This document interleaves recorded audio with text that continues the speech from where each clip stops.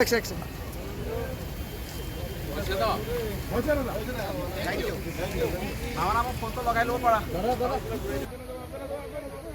Good morning.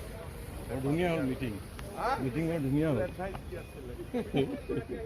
See, today it is very unfortunate. The governor made the speech, but we are not provided any copy.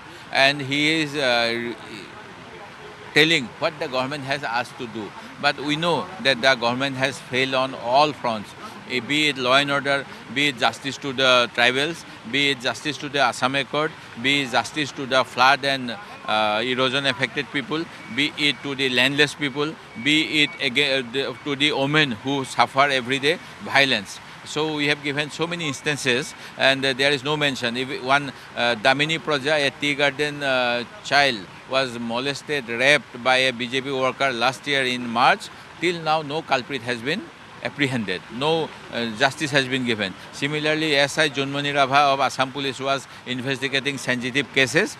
She died under mysterious circumstances. Police is not able to do anything about that till now. Even during the last Bharat Jodo Nyay Jatra, our president was attacked. Our vehicles were attacked. Our banner posters were torn. But police has said that no such thing has happened. Roi dia,